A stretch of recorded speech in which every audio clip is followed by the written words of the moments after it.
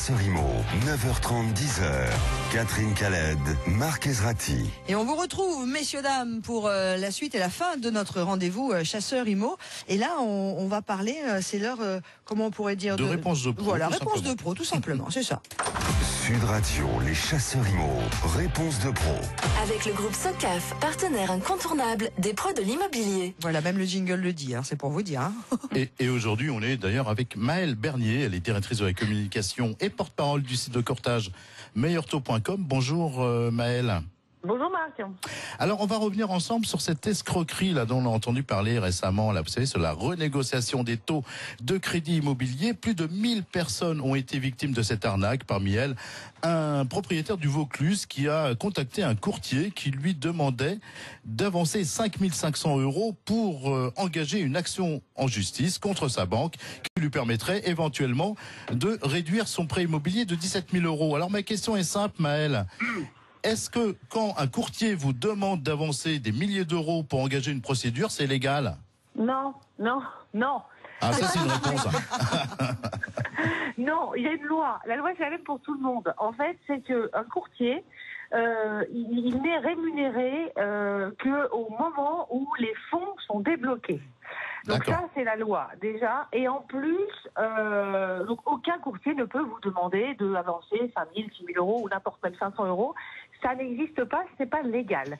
Donc si quelqu'un vous demande ça, fuyez. C'est un escroc, c'est clair. Ensuite, dans le cas où vous parlez, en fait, c'est des boîtes spécialisées qui se sont les courtiers en immobilier, les meilleurs taux et nos concurrents bien aimés. On fait pas ce genre de truc. Ça, cette arnaque, ça a été de dire il y a des erreurs sur le TEG. Alors le TEG, c'est le truc très compliqué qui parle du taux du crédit, de l'assurance, de la garantie. Bref, on met tout ça dedans et ça s'appelle le TEG. Et effectivement, le calcul de ce TEG est assez compliqué, assez, on va dire, obscur pour beaucoup de gens. Et du coup, il peut y avoir des erreurs dedans, mais pas forcément de mauvaise foi de la part des banques. Et en fait, il y a eu une espèce de créneau de se dire, on va attaquer les banques et on va du coup se récupérer quelques euros parce que les banques ont fait des erreurs et donc il y a une erreur sur le calcul du TEG.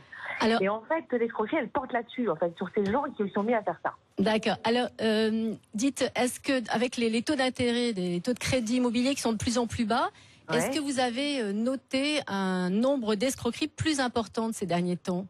Bah nous en fait on voit ce que rapportent les médias. Effectivement, oui, ça a proliféré depuis, on va dire, 2-3 ans toutes ces histoires là, parce que les gens ont confondu, si vous voulez, la renégociation de crédit immobilier qui permet d'obtenir un taux plus bas et effectivement de gagner de l'argent avec cette histoire de TEG faux et de renégociation de TEG. Et les escrocs se sont engouffrés dans ce truc. Il n'a absolument rien à voir. Maëlle Bernier, en conclusion, si je veux gagner de l'argent en renégociant mon crédit, qu'est-ce que je dois savoir?